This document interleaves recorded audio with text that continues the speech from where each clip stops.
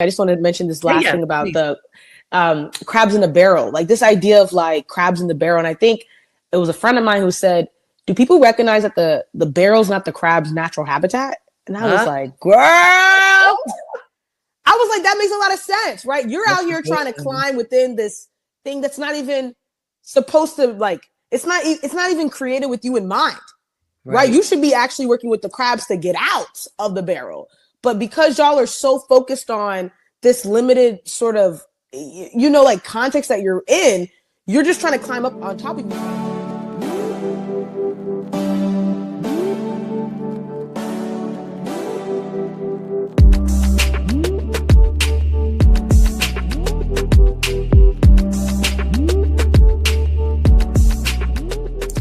Hello, everyone, and welcome to Dream Leapers.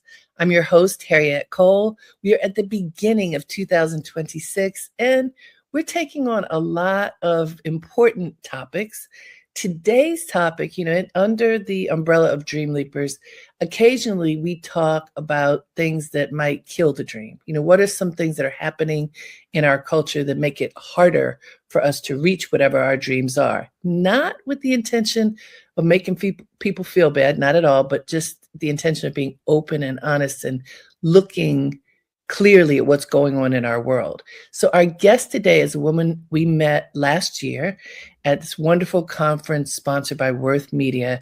And this dynamic young sister who is a scholar and who had written a book looking at the relationship between women, wealth, and the economy and more.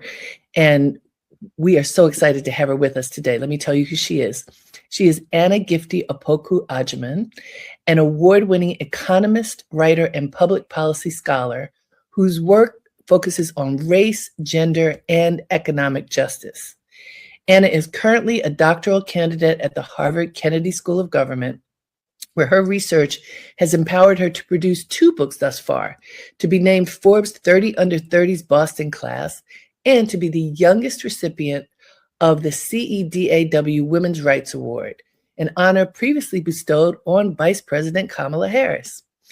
Anna's first book, The Black Agenda, Bold Solutions for a Broken System, which came out in 2022, made waves as the first trade publication to exclusively feature Black scholars across major policy fields. And her second most recent book, which is why we're having her here today, The Double Tax, How Women of Color Are Overcharged and Underpaid, just came out last year, and it shines a necessary light on the hidden costs women of color bear, financially, emotionally, and socially, inviting us to rethink what equity truly looks like. Through research, storytelling, and advocacy, Anna Gifty challenges traditional economic narratives and makes complex ideas accessible, relevant, and deeply human. She joins us today to discuss her insights, her work, and questions that so many of us want to get some answers to. So please join me in welcoming Anna Gifty. Hey, everybody. Hey, it's so good to have you on. When Natalie and I met you, we were like, oh, she's perfect. So I'm happy to bring you on board. Your book is something else.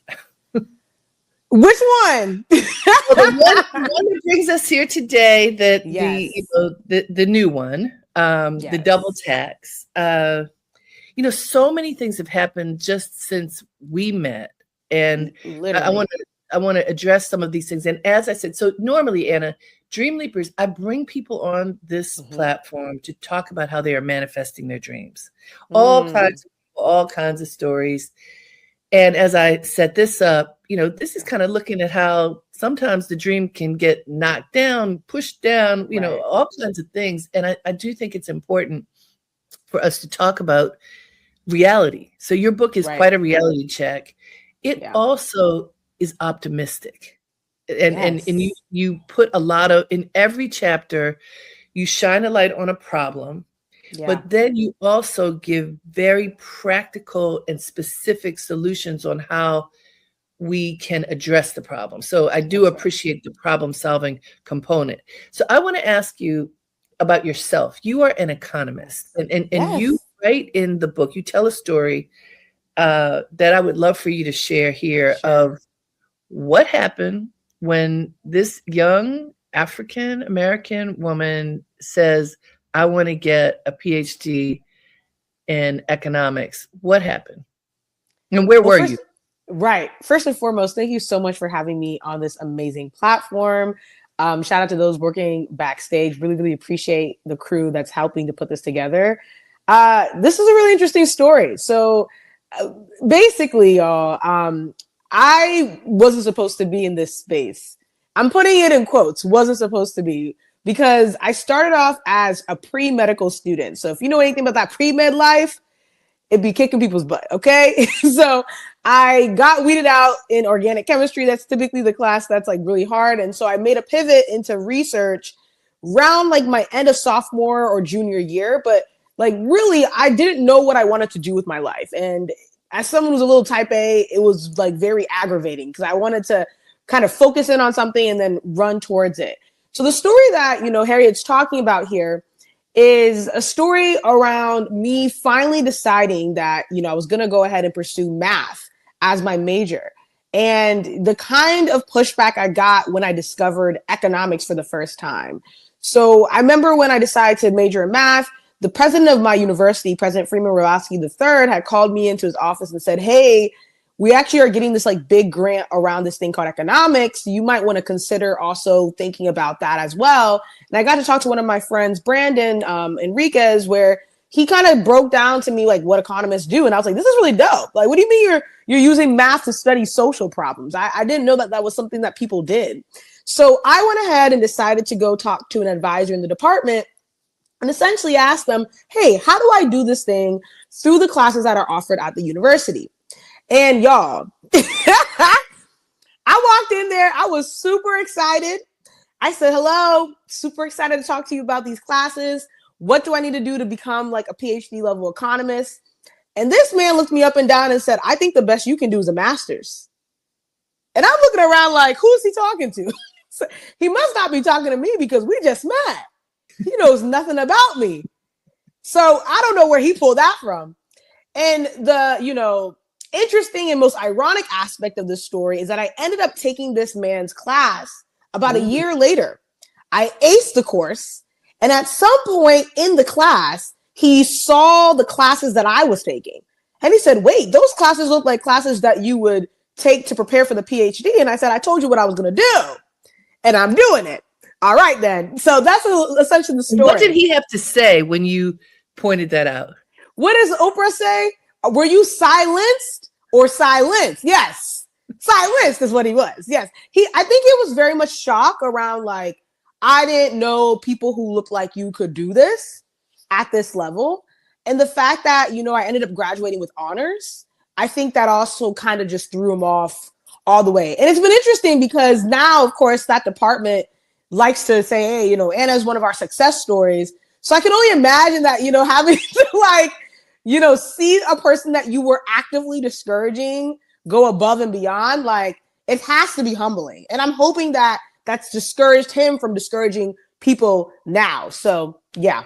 You know, I if he has read your book or will read your book, right. It will probably be an education because you do point out how stereotypes and yes. you know, beliefs that people have about others without knowing them yes. can directly and deeply impact how they treat them. That's right. And I think this also bleeds into even how much you get paid or whether Sure. or not you get a job, right? So to your point, you know, we're talking about assumptions around like how productive people are and people using those assumptions that are oftentimes erroneous, quite frankly, and saying, I'm going to pay that person less than this person because I don't think that they're really going to be that productive. And over time, I'm going to observe that. So that's going to be how I make my decision. Yeah. So I believe I heard you say Freeman Rowlowski. Did you? I did. That is my university president.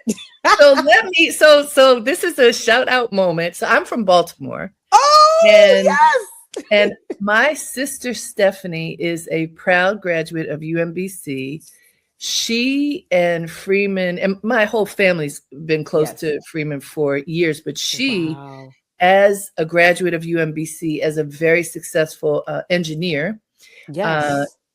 she sings the praises of UMBC and her over decades. Yes. And what I know about him, and I'm glad you mentioned him, just to give people a sense of what we're up against and what it all means. So for anybody who doesn't know, Freeman Hrabowski, you wouldn't know by his name, is a Black man. He was the president of University of Maryland, Baltimore County for many years. He just very recently retired. Yeah. A brilliant man who worked creatively and fastidiously to bring everybody forward, including and especially people of color in all fields. But UMBC has actually come to be known for math, science, technology, for STEM, Yes. right? Yes. And I mean, considered at the top for one of the top producers of Black folks who go and get PhDs and MD PhDs. Exactly. Yeah. And if you heard what Anna said, he said to her, you should go for it. Yeah. A professor said, no way. A professor under his purview. And Right. what that tells you is it takes so long for everybody to come along, and maybe they won't ever all come along. There's That's still right. going to be people with prejudices. There's still going to be Absolutely. people who don't see you for who you are. And so you have to do what you did, Anna, and say, Yes. you don't see me, but I see me. Ooh. Clark it. That's right. You know? I love that. And love it. And honestly, so many people, we have moments Yes. where we don't see ourselves, where we don't believe that whatever that dream is, whatever that drive is, that it can happen, that it's worth it. And it's so important for us to remember we can. And not only did you tell yourself you can, you are doing it. And in this book, yes. So back to what's happening now. So Right. last year, 2025, more than 300,000 Black women lost their jobs, many of them in the government, many in corporate America. Under the new administration, there was this horrific push against DEI. And even though it's not even fair to say it's DEI, it's basically anybody who's not a white male is somehow trying to get over on the white male, is what it looks like to me when I look at what has been happening. And you address the disparities that Black women face even before that happened. Mm-hmm. You wrote the book before that happened. What is your understanding? Like when you learned this piece of information, mm-hmm. what did that say to you? And what does your research tell you that means in the context of what's going on in our world? Yeah, so I think that, several things. Let me first say that we actually saw a decline in Black women's employment from January to July that was around 300,000. So I want to just make sure that we're being specific in the language because it happened within a very particular period of time. Okay. And then I would say to your point around why it's happening, there's a lot of different reasons that are contributing to it. And I think this is actually something that's an ongoing question, right? So we don't have all the answers yet. Mm-hmm. I think you mentioned one of them, which is you're starting to see a rollback in sort of like business professional services. And a lot of that encompasses things like DEI, right? And anecdotally, you're hearing a lot of Black women in corporate America saying, I've been laid off, my unit's been cut, that sort of thing. So that's one potential reason. There's also AI, quite frankly, right? So mm-hmm. AI is being sort of rolled out in mass and a lot of jobs are being cut because a lot of the very top dogs are trying to cut cost, though their profit margins are quite large, regardless, might I add, right? And so with that in mind, I think AI also might be a potential reason as to why this is taking place. We're also seeing declines in manufacturing. There's so many different reasons that contribute towards this. But I think what the double tax reveals is a couple things, which is the first being that if we don't address the cost, the individual costs that Black women and women of color deal with today, those costs become societal costs for everyone else tomorrow, right? And I think the way to think about this is that a lot of times people feel like different groups of women or minorities or marginalized people are you know, they have their own sort of experience. And so how could their experience be informative of my experience? And what I like to explain to folks is that we're all in the same block, right? So if my house is on fire, your house is going to be on fire if you don't put my house out. And I think there's a lot of people who think we're on different streets, but we're all on the same block, right? Our economic fates are tethered. And so it's actually in no one's best interest for you to ignore all of these sort of warning signs that are happening in one community, because they eventually become, you know, larger warning signs in another community. I'll give you a really quick example of something that just happened in the last 24 hours. So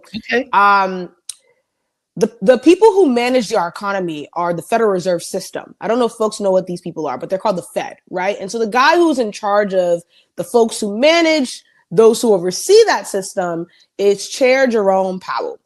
Chair Jerome Powell just released a video last night. This is unprecedented at 9 p.m. basically saying the administration is calling me a criminal. And I'm telling you right now, I'm not a criminal. I'm just trying to do my job.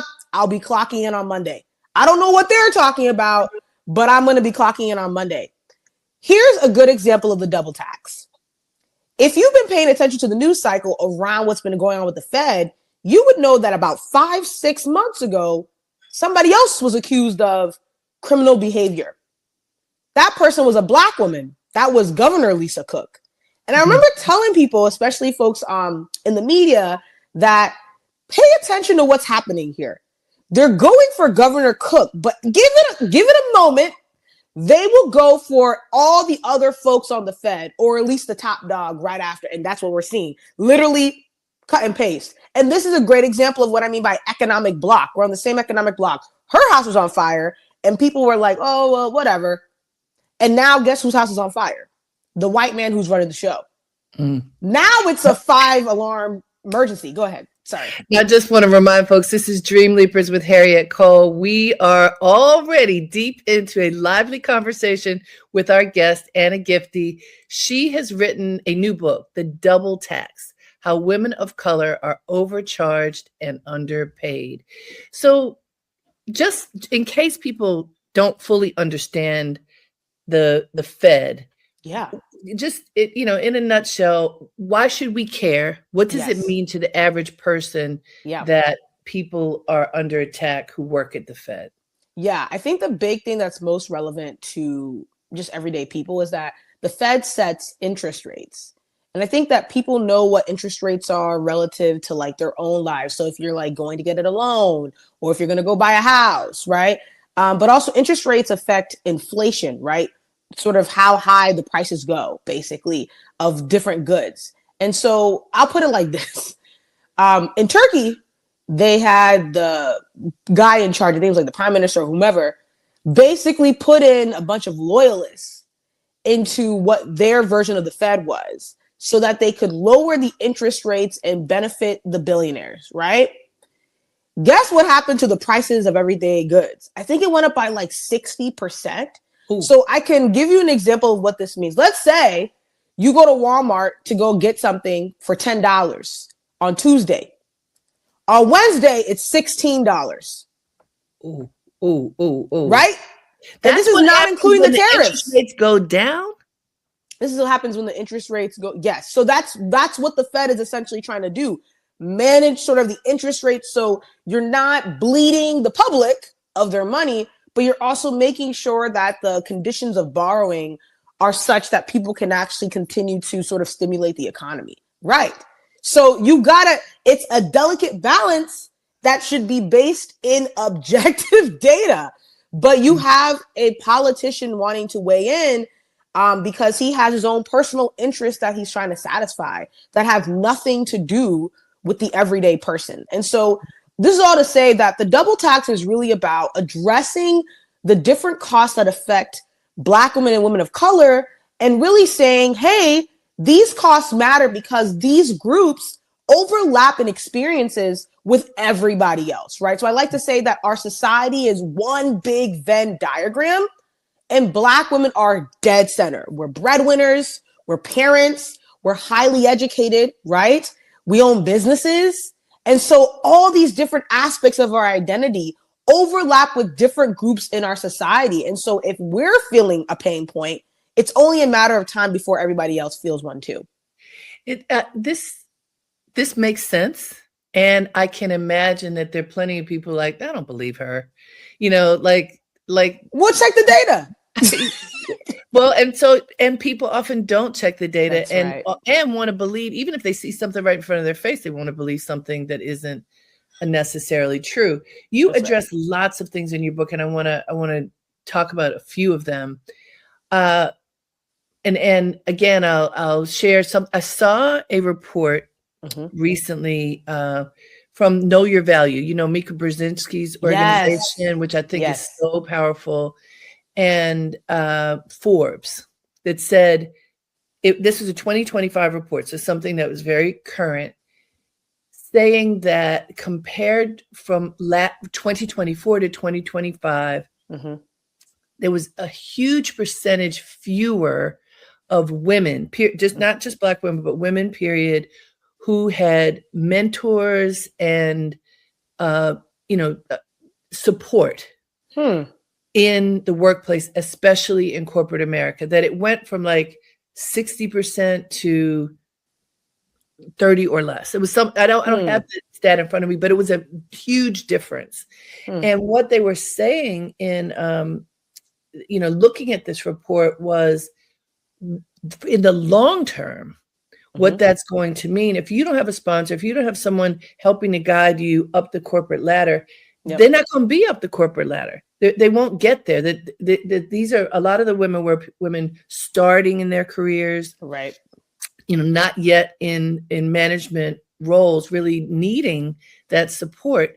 And you write in your book about the disparities anyway. I mean, just when you get to the top of corporate America, there are very few people, the tippy top, other than white men. There are some Black men, there are some women of color, but if this is the trend, and you also even take it back to looking at what happened during slavery. I mean, there's a lot of good history in your book. Thank you. The trend has been since slavery was over. You need to be in your place. This is mine. It's not yours. Only a few of you going to get ahead. So I'm Miss Hopeful. How do we take that information, even though we know things are turning in a negative way in terms of how many women and women of color are moving up? What do we do with that? I mean, this is it's interesting. I think you're citing the Women in Workplace report. Yes. Shout out to Dr. Marianne Cooper, who I've co-authored with in a couple pieces, and cited her in this book, especially. I have a lot of thoughts about that report. Okay. We can talk about it offline potentially, but I think the thought that aligns with what you're talking about here is actually answered in what you just addressed, which is there is a lot of, or there's a lack of intergenerational support happening right now across the board. I'm a little confused by that because we're seeing simultaneously efforts to reduce the number of rights that women have and to punish women for being independent. And so you would think that, okay, well, I've benefited, I've reaped the rewards of the hard work and the labor that was fought to get these rights. I would want the next generation to get it. But like, there seems to be some sort of disconnect. Yes. And so, it's interesting. I think that Gen Z and like younger millennials are having conversations online about how, quite frankly, like it's hard for them to connect with older women in the workplace, right? This is like a long-standing issue. And I imagine this is actually something that happens with every generation. Yes. And I think that like really fundamentally, there needs to be a shift in the mindset. Yes. And it goes back to what we were saying before. We're all on the same block, right? Especially women, right? There seems to be this sort of misunderstanding that women of color and Black women in particular are not women. And I don't really know where it's coming from. But as y'all are now seeing, all the things that were, essentially lodged against us have been perfected and now scaled to white women, right? And women who are not marginalized. And so I think that this question around solidarity is actually a matter of survival, right? Mm-hmm. if you want to survive, if you want to be able to tell your story, if you want to be able to build a legacy, it's going to rely on you reaching back down and pulling up the next generation. I think you have to be very intentional in that effort, because, you know, you hear all these stats and this data around like, oh, like women are scaling back on leadership and women are scaling back on mentorship. And a lot of it is just connected to, will I have community if I rise, right? And a lot of times what I've learned in my own experience is you have to be intentional about creating that community. So I'll give you a very quick example. Sure. When I was in college, I co-founded an organization called the Sadie Collective. At the time, it was the first nonprofit in the country to address the underrepresentation of Black women and girls in economics and related fields. It's now expanded to serve other minority groups and first-gen students. But when I created that with my co-founder, in my head, I was like, if I go to grad school, I'm going to need community. Yes. But I'm also going to need to reach back down to build people up and bring people up. That organization is now almost existed a decade, right? I'm now in grad school. I'm no longer in leadership, but the community is now in the thousands, right? And the community now exists for people who I will never maybe meet, honestly. But the fact that, you know, I created this community out of necessity, out of survival, and it's now feeding next generations, people I might even, the best case scenario is when you go to these conferences and you don't see anybody you recognize. That means that it's officially moved beyond the people you initially started with. And so that's kind of what I mean by like women, especially older women, reaching back down and building out community intergenerationally. Your survival as a woman in leadership, as a woman in corporate, depends on whether or not I get to make it there. And so that's how I see it. Yeah, it's a powerful example. And, you know, I interviewed a psychologist. His name is Dr. Jonathan Lasseter, who wrote a book about mindset, let's just say. And one of the things that he talked about is if you look through the worldview, an African-centered worldview, which is basically what you're describing, you are going to see the world as more like a hug, that we have to come together. We have to support each other because I exist because you exist, rather than I think, therefore I am, right? And one of the things that I hear in your description is, I think, the result of this belief that there can only be one. That if there can only be one Black person in leadership, there can only be one Black woman for sure. There can only, so if you are having that mindset, which is a very European mindset, then as you come along, as others come along, you're afraid they're going to take my job. Yes. Especially that young one. Who does she think she is? She thinks she's so smart. It's not even necessarily that why are you even thinking that way? Because you've been trained to think that way, as opposed to, wow, here is the next generation. What can I do to support? How can we come together rather than feeling like, that person's gunning for my job, which is tough. This has been my experience, like my personal experience. I've dealt with both sides of the spectrum. I have folks who, like Governor Lisa Cook, who I think has been one of the greatest champions in my life. I like to say she's on my Mount Rushmore of educators. And then I've had folks who have been ops, right? Like people who are almost praying for my downfall because how dare she come here and not kiss my feet and not give me my props, and why is she occupying space, you know? And I think that, like someone said, hold on. I just want to make sure people heard that question, because that's a deep question. Why is she occupying space? That's so deep. And there are so many people who are having that experience right now, right? Ooh. Right. And I think you have to be radical in occupying space. And I'll circle back to that in a second. I just want to mention this last thing about the crabs in the barrel, like this idea of like crabs in the barrel. And I think it was a friend of mine who said, do people recognize that the barrel's not the crab's natural habitat? And I was like, girl, was like, that makes a lot of sense, right? You're That's out here good. trying to climb within this thing that's not even supposed to, like, it's not even created with you in mind, right? You should be actually working with the crabs to get out of the barrel. But because y'all are so focused on this limited sort of, like context that you're in, you're just trying to climb up on top of each other. And I think that that's kind of, to your point about like occupying space, that's sort of how I've operated, which is like, I could very much put my head down and try to, climb the ladder within the academic field within economics. But I decided to break it a little bit. You know what I'm saying? Like, I'm a PhD student, publishing books, talking, on podcasts, and I'm running like social media platforms that I feel like are educating young folks and folks who are just interested in this stuff. But it's also, I think what I'm learning now as I'm approaching 30 is that I didn't even realize that like me even pursuing those dreams, which now have just become goals, really, right? Literally has redefined what's possible for other people, right? So now other people who are following behind me are like, oh, well, Anna did it. Right.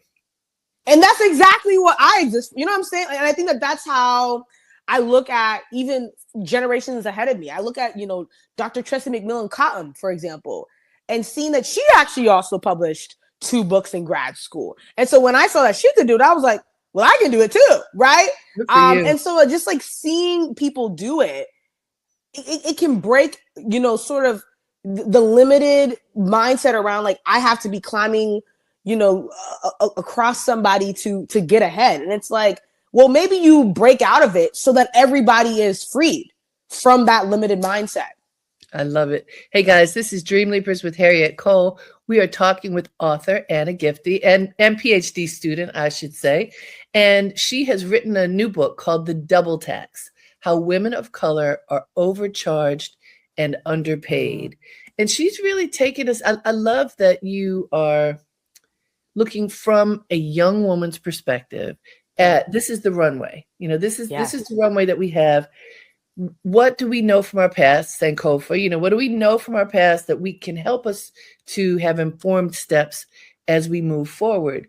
There's so many things that you have written about. One I want to address because I've talked to many, many, many people who are in the job market for all kinds of reasons. Right. People coming out of school. Yeah. People who had jobs and lost their jobs for all kinds of reasons. People who are re-entering the workforce for different reasons.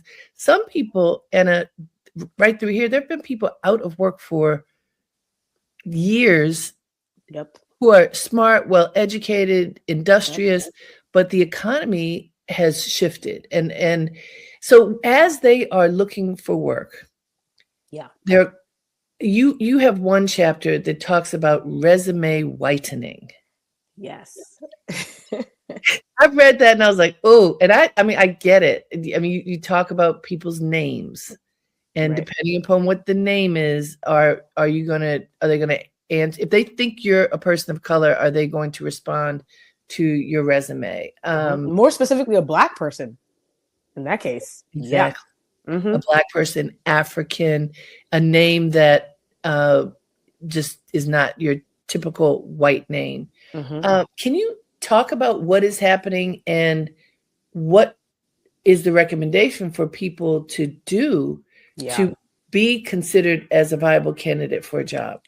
Yeah, so our current job market's really interesting. It's a no hire, no fire.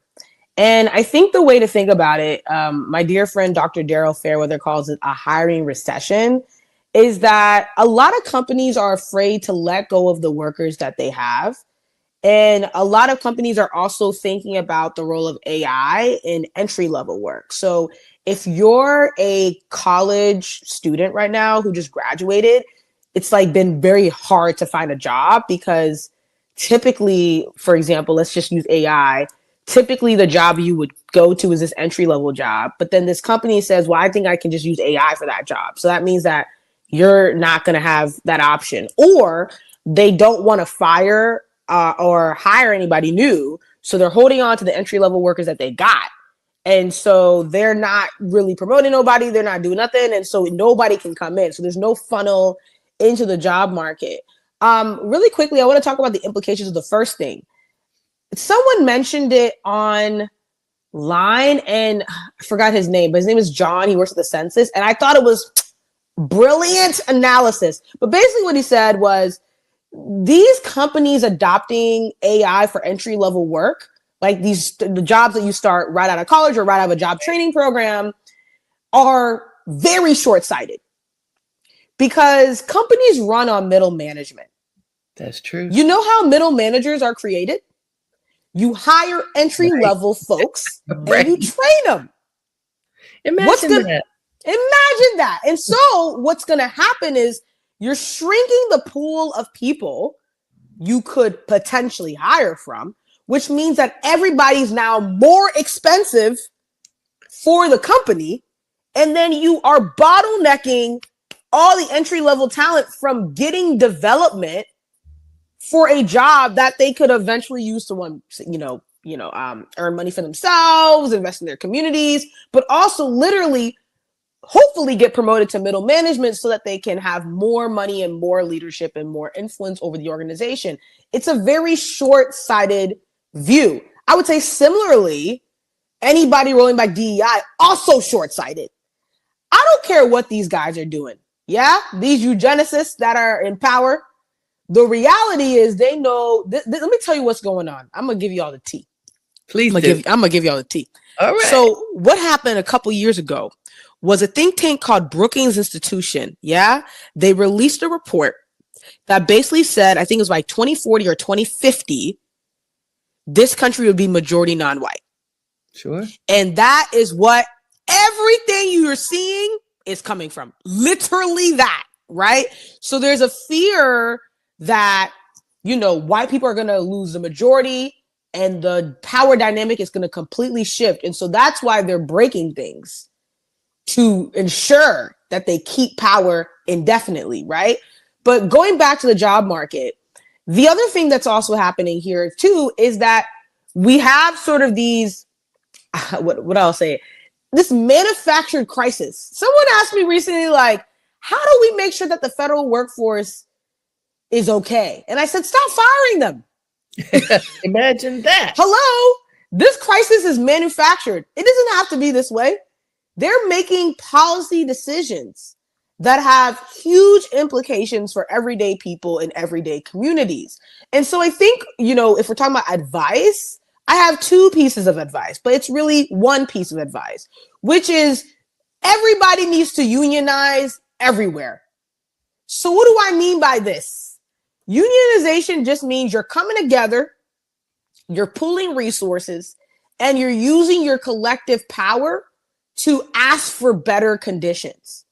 I mean this literally in every aspect of your life. You need to be linking up with somebody in community. You should not be going at this alone. It is not going to end well. I'll give you two examples. Obviously in the workplace, if you have a union, join one, right? But if you're not in the workplace, you can get with folks to come together to figure out, okay, who's looking for the job opportunities in this area? Who's looking for the job opportunities in this area? Let's go ahead and check each other's resumes. Let's go ahead and check each other's cover letters. Come together, right? I think this is going back to what we were talking about before. If you're thinking about crabs in the barrel, right, it's not going to work. Not in this case, because it's really about to be on the margins, word of mouth. Did I know that person? Was that person referred to by da-da-da-da-da? Like, that's really what's going to come down to. So on one end, I would say, come together, pool resources. That's the way to go about it. I think the other way I would suggest that unions kind of pop up, again, this is not really to the job market, but just another example, is folks who are trying to afford rent, form a tenant union. Yeah, form a tenant union. You need to, because as you are trying to find a job, right, these rents are not coming down. And so you also need to find ways to link up in community with other people so you can keep the costs down so that you can survive your everyday life, right? Yes. I think the other aspect too that I want to say is resume whitening, for those who might not know what it is this idea that you are stripping your resume of your marginalized or minority identity, so you have a better chance of getting a job. And I'm not gonna lie to you guys, it works. Right? Like, I'm so sorry, I know, but it does work. So they did a recent LinkedIn experiment, some folks on LinkedIn, where they basically showed that, like, for example, for women who engage as men, who change their gender to men, they get like way more impressions, way more engagement on the platform. There's a separate study that shows that Black folks get less connections than white folks on the LinkedIn platform. I'm not saying erase your identity. I'm just saying that there is a study that shows, it's a peer-reviewed study, that, you know, if your name is Tanisha, you might want to just say your name is Tina to get the job. And I hate that, because I think that as a researcher who's very much focused on this particular issue, this was one of my favorite chapters to write, because this is essentially my dissertation, y'all. I'm studying ways to stop hiring discrimination. Until we get better accountability mechanisms, Black folks in particular are going to have to get crafty, right? Are going to have to get and that creative. particular point, Anna, is not new.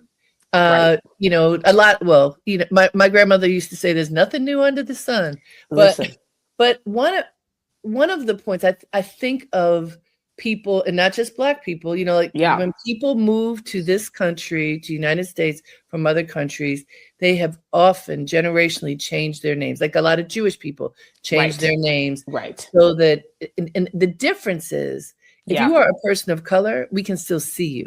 So you cannot become invisible. The melting pot doesn't melt away skin color, nor should we. Exactly. We don't want it to. That's right. But also, we can and we continue to be discriminated against just simply based upon how we look. Literally. But the name changing, you know, calling yourself something so that you have a better opportunity is it's common. And you're right, it does work.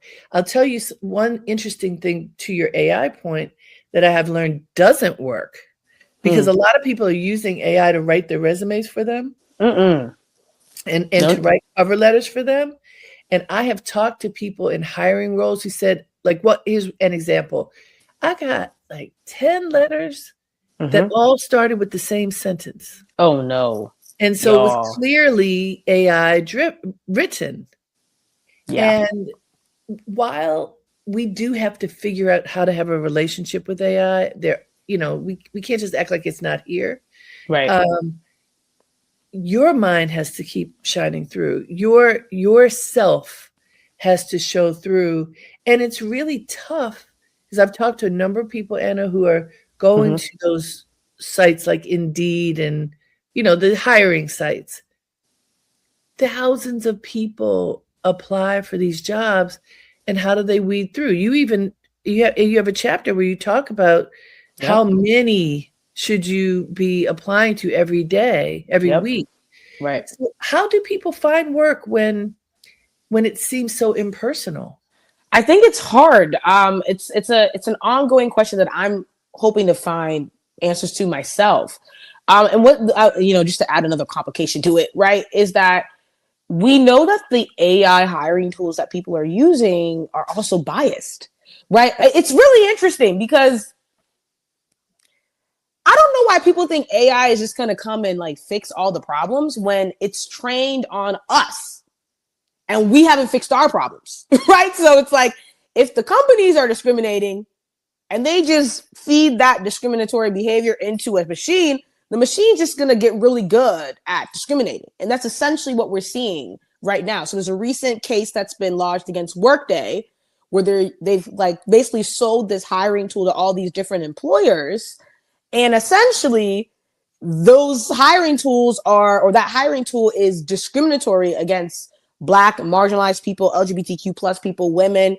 So I just described most of the population, you know what I'm saying? So like, with that in mind, I think coming into community with each other is going to be key. I will also say that a lot of people ask about entrepreneurship and its role in creating jobs. And I'll be honest and say that, like, what we know from the data, and this is Brookings Institutions, Brookings Metro, Andre Perry's work, is that the entrepreneurs, or the group of entrepreneurs that really do want to create jobs, are Black entrepreneurs. So I don't know who's listening to this, but I think you should start giving money to Black people to start businesses, because who's listening? I don't know who's listening. I'm currently working on a project right now where we're trying to investigate the best way that Black folks should hire for their business. But, I think this is very much about, there are people who want to create opportunity. Give them an opportunity to create opportunity, right? And so this is something that should be happening at the state level, at the local level. Federal level, I'm going to put that to the side for a second. Yeah. Philanthropic folks need to be invested in this. And so, again, I think part of it is like, hopefully equipping people who want to create jobs to create jobs, but then also coming together in community to figure out what jobs need to be done. And also how you can seek out opportunities together so that the things that you guys are doing are complementary to the community, complementary to each other, et cetera, et cetera. And the other thing too that I heard recently, just on the point of unionization, is I've been hearing communities coming together to send people to school, which I think is amazing, right? So it's like our community needs an accountant. So we're going to go ahead and pay, everybody chip in like $30 or whatever. And we're going to go ahead and get this person certified and blah, blah, blah. So they can do all our taxes. So we're not having to pay like $500 to get our taxes done. So this is what I mean by like coming together. Yeah. All right, let me remind folks, we just have a few minutes left. This is Dream Leapers with Harriette Cole. We're talking with Anna Gifty, talking about her book, Plus. Her book is The Double Tax, How Women of Color Are Overcharged and Underpaid. So, Anna, we literally just have a few minutes left. We got about 5 minutes left. I mean, it's amazing. Look, we could talk forever, clearly. Yes.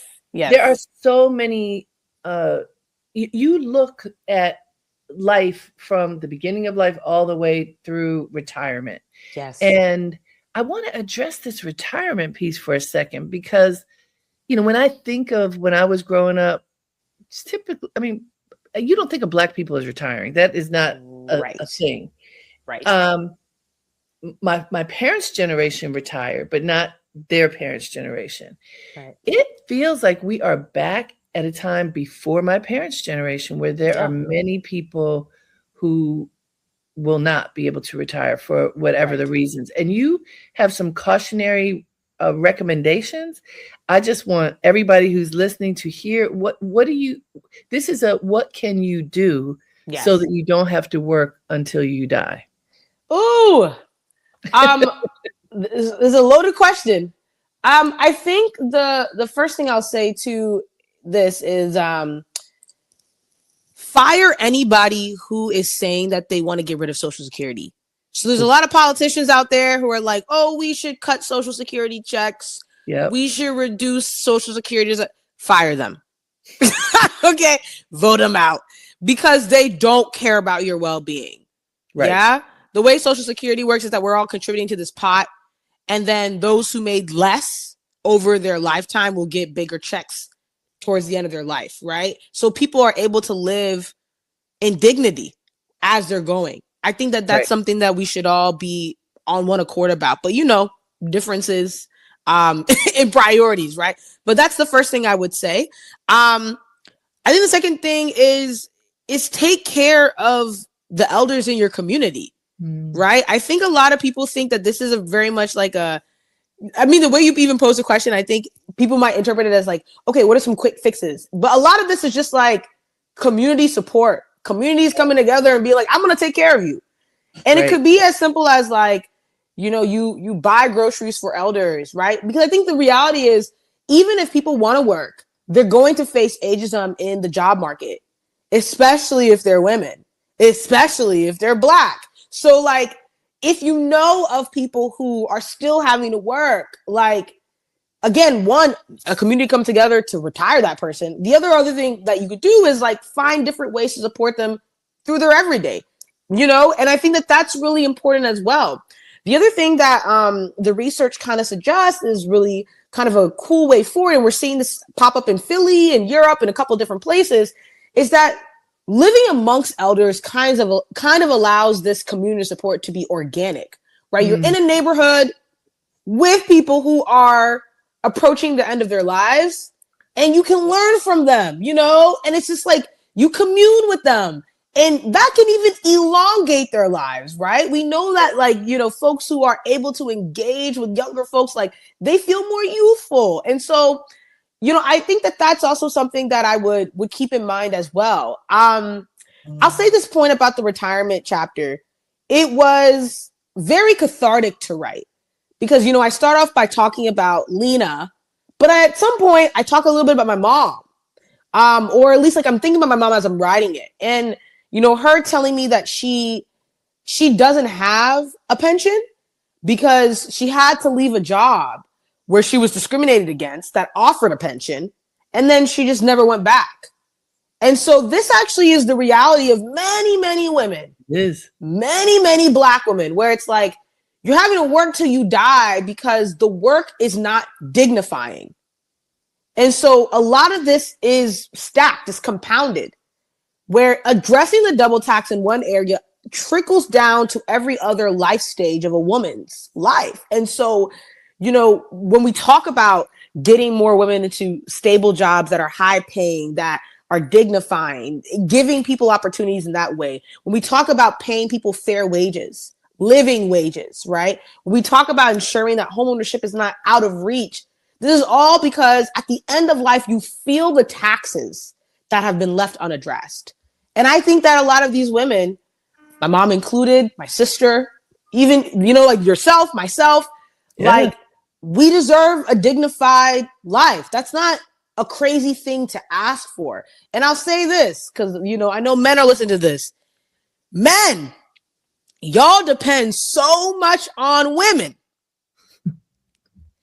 If we don't live a dignified life, your life will actually crash and burn. This is the reality of caregiving, by the way.